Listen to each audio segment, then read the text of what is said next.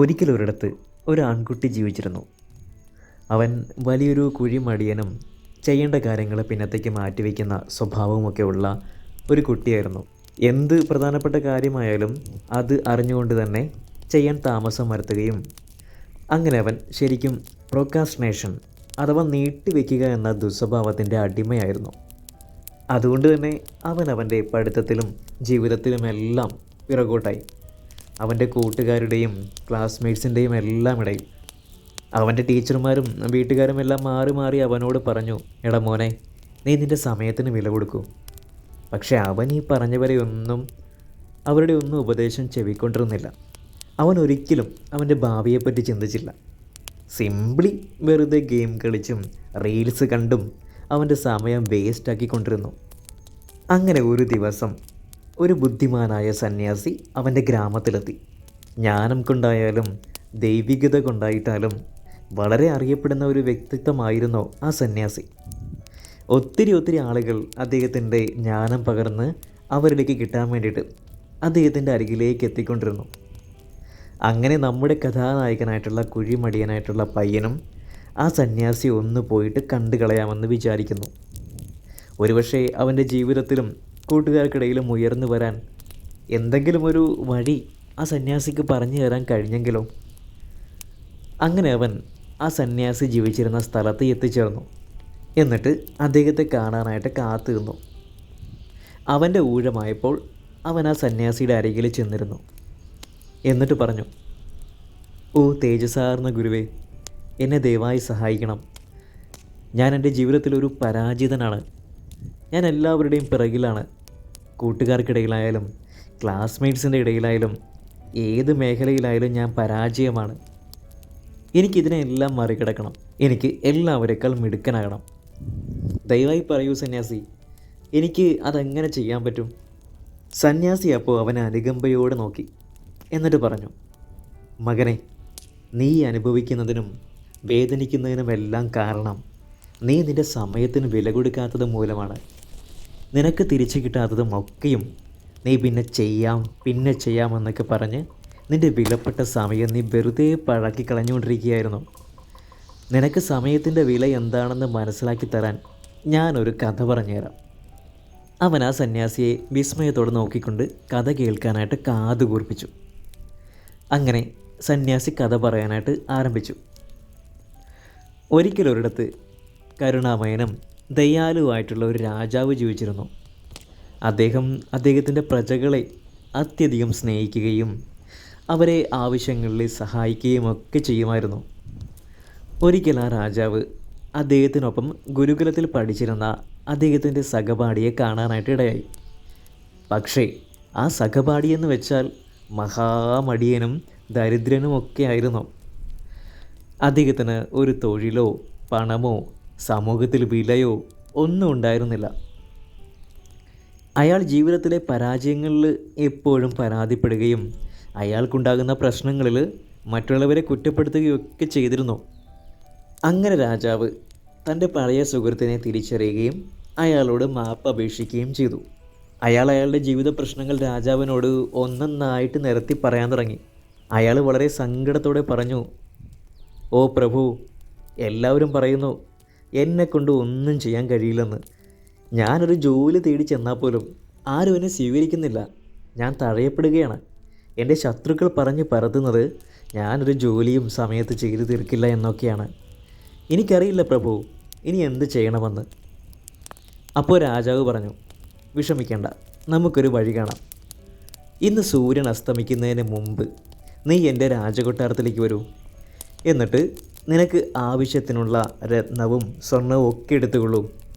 നീ എടുക്കുന്നതെല്ലാം നിനക്കായിരിക്കും അവകാശം. ഇത് കേട്ട് അയാൾ സന്തോഷം കൊണ്ട് മതിമറക്കുകയും തൻ്റെ പഴയ സുഹൃത്തായ രാജാവിനോട് നന്ദി പറയുകയും ചെയ്തു. അയാൾ ഉടനെ തന്നെ തൻ്റെ വീട്ടിലേക്ക് ഓടി.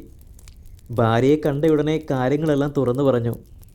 ഇത് കേട്ടതും ഭാര്യയുടെ കണ്ണുകൾ സന്തോഷം കൊണ്ട് നിറഞ്ഞു. എന്നിട്ട് ചിരിച്ചുകൊണ്ട് കണ്ണുകൾ തുടച്ചുകൊണ്ട് പറഞ്ഞു, പോയി ഇപ്പം തന്നെ അതെല്ലാം എടുത്തുകൊണ്ട് വരൂ. നിങ്ങളുടെ സമയം തെളിഞ്ഞു മനുഷ്യ. അപ്പോൾ അയാൾ പറഞ്ഞു, ഇപ്പോൾ തന്നെ പോകാനോ? എനിക്ക് നന്നായിട്ട് വിശക്കുന്നുണ്ട്. ആദ്യം നീ എനിക്ക് എന്തെങ്കിലുമൊക്കെ കഴിക്കാൻ താ. ഉടനെ തന്നെ അയാളുടെ ഭാര്യ അടുക്കളയിലേക്ക് ഓടിയിട്ട് അയാൾക്ക് എന്തൊക്കെയോ കഴിക്കാനായിട്ട് ഉണ്ടാക്കി കൊടുത്തു. അയാൾ അതെല്ലാം ആസ്വദിച്ച് വളരെ പതുക്കെ അങ്ങ് കഴിച്ചു. എന്നിട്ട് മനസ്സിൽ ചിന്തിച്ചു, ഓ, നിധിയെടുക്കാൻ കൊട്ടാരത്തിൽ പോകാൻ ഇനിയും ഒത്തിരി സമയമുണ്ട്.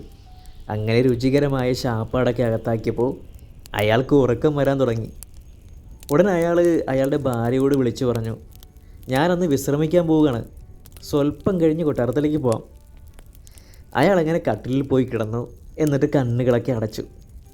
അയാൾ വിചാരിച്ചു കുറച്ച് കഴിഞ്ഞ് അങ്ങ് എണീക്കാമെന്ന്. എന്നാൽ ഉറക്കം 2 മണിക്കൂർ വരെ അങ്ങ് നീണ്ടുപോയി. അയാൾ എണീറ്റപ്പോഴേക്കും ഉച്ച തിരിഞ്ഞിരുന്നു.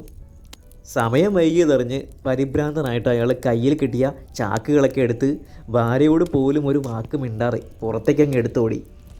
പക്ഷേ നട്ടുച്ചയായതുകൊണ്ട് നല്ല വെയിലായിരുന്നല്ലോ, നല്ല ചൂട്. അയാൾ വിചാരിച്ചു കുറച്ച് സമയം ഒരു മരത്തിൻ്റെ തണലിലിരുന്ന് വിശ്രമിച്ചിട്ടാകാം ഇനിയത്തെ യാത്രയെന്ന്. അങ്ങനെ അയാൾ ഒരു മരത്തിൻ്റെ തണലിൽ വിശ്രമിക്കാനായിട്ടിരുന്നു. പക്ഷേ മരത്തിൻ്റെ കീഴേ ആയതുകൊണ്ട് അവിടെ നല്ല തണുപ്പായിരുന്നു. പോരാഞ്ഞിട്ട് നല്ല ശാന്തമായ പ്രദേശവും.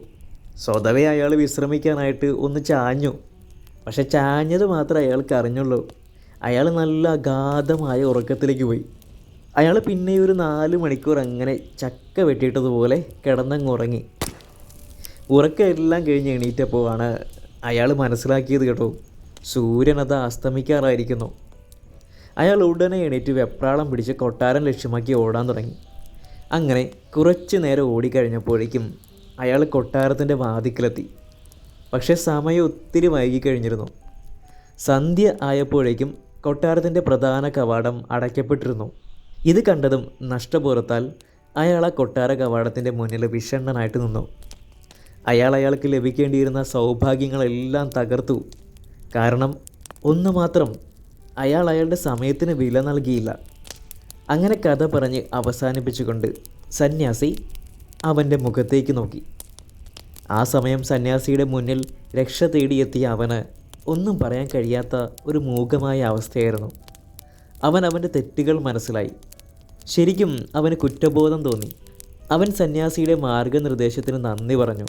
സമയം വിലപ്പെട്ടതാണെന്നും അതിങ്ങനെ വെറുതെ പാഴാക്കരുതെന്നും അവൻ മനസ്സിലാക്കി. പിന്നെ അവൻ പുതിയൊരു മനുഷ്യനാകാൻ ആരംഭിച്ചു. വീട്ടിലെത്തിയ ശേഷം അവൻ്റെ ലക്ഷ്യങ്ങൾ നേടിയെടുക്കാൻ വേണ്ടി കഠിന അധ്വാനം ചെയ്തു. പിന്നത്തേക്ക് മാറ്റിവെക്കുന്ന പരിപാടി അന്നത്തോടെ അവൻ നിർത്തി. പ്രൊഡക്റ്റീവ്, അതായത് പ്രയോജനപ്രദമായ രീതിയിൽ സമയത്തെ വിനിയോഗിച്ചു. അങ്ങനെ അവൻ പുതിയൊരു മനുഷ്യനായി. അതോടെ അവൻ്റെ കുടുംബവും കൂട്ടുകാരൊക്കെ അവനെ ബഹുമാനിക്കാൻ തുടങ്ങി. നമ്മുടെ ജീവിതത്തിലും ഈ സമയം എന്നത് വിലപ്പെട്ട ഒരു സ്വർണം പോലെയാണ്. നമ്മളുടെ ജീവിതം വളരെ കുറച്ച് നാളുകൾ മാത്രമേ ഉള്ളൂ.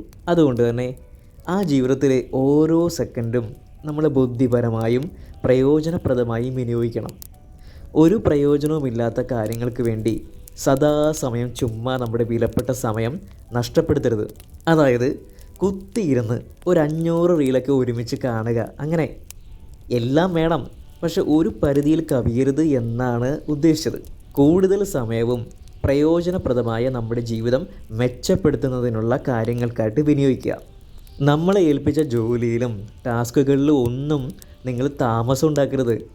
മാറ്റി വയ്ക്കാതെ എളുപ്പം ചെയ്ത് തീർക്കണം. പക്ഷേ അത് മൂല്യമുള്ളതും ഗുണമേന്മ അർഹിക്കുന്ന ക്വാളിറ്റി വർക്കുമായിരിക്കാൻ നിങ്ങൾ ശ്രദ്ധിക്കണം. ഒരു പ്രശസ്തമായൊരു ചൊല്ലുണ്ട്, സമയത്തെ നിങ്ങൾ വില കൽപ്പിക്കുന്നുവെങ്കിൽ സമയം നിങ്ങളെയും വില കൽപ്പിക്കും. നിങ്ങൾ സമയത്തെ നശിപ്പിച്ചാൽ പിന്നെ അത് നിങ്ങളുടെ ജീവിതം മുഴുവൻ കുളം തോണ്ടും. സമയത്തെ വളരെ ഫലപ്രദമായിട്ട് വിനിയോഗിച്ചാൽ ജീവിതത്തിൽ നമുക്ക് എന്തും നേടിയെടുക്കാൻ കഴിയുമെന്ന കാര്യം നിങ്ങൾ ഓർക്കുക. മറിച്ച് സമയത്തെ നമ്മൾ പാഴാക്കിയാൽ നമ്മൾ നമ്മുടെ അവസരങ്ങളെയാണ് ഇല്ലാതാക്കുന്നത്. പിന്നീട് നിങ്ങൾ അതിൽ ദുഃഖിക്കേണ്ടി വരും. ഒരു യാത്രക്കാരൻ്റെ കാര്യം തന്നെ നമുക്കെടുക്കാം. അയാൾ 1 മിനിറ്റ് വൈകിയാൽ മതി അയാൾക്ക് പോകേണ്ട ട്രെയിൻ നഷ്ടമാകാനായിട്ട്. ഒരു വിദ്യാർത്ഥി പഠിക്കാതെ തോൽക്കുമ്പോൾ അവർക്ക് അവരുടെ വിലപ്പെട്ട 1 വർഷമാണ് നഷ്ടപ്പെടുന്നത്. ആരാണോ സമയത്തിന് വില കൽപ്പിക്കുന്നത്, സമയത്തിനെ മാനിക്കുന്നത്, അവരായിരിക്കും യഥാർത്ഥ ജേതാക്കൾ. മറിച്ച് ഇതിന് വിപരീതമായിട്ട് പ്രവർത്തിക്കുന്നവരെ കാത്തിരിക്കുന്നത് ദുഃഖവും വേദനയും പരാജയവും മാത്രമാണ്. ഓർക്കുക, നിങ്ങൾക്ക് ജീവിതത്തിൽ എന്തെങ്കിലും ആയിത്തീരണമെങ്കിൽ മടി മാറ്റി ഒരു മൂലയിലേക്ക് വെക്കുക. അതുപോലെ തന്നെ ഒരു കാര്യവും പിന്നെ ചെയ്യാം എന്നും പറഞ്ഞ് ഒരിക്കലും നിങ്ങൾ മാറ്റി വയ്ക്കാതിരിക്കുക. കാരണം അങ്ങനെ നിങ്ങൾ ചെയ്താൽ ഉദ്ദേശിച്ച കാര്യം നിങ്ങൾ ഒരിക്കലും ചെയ്യാൻ പോകുന്നില്ല. ഇതിന് ഇംഗ്ലീഷിൽ പ്രോക്രാസ്റ്റിനേഷൻ എന്ന് പറയും.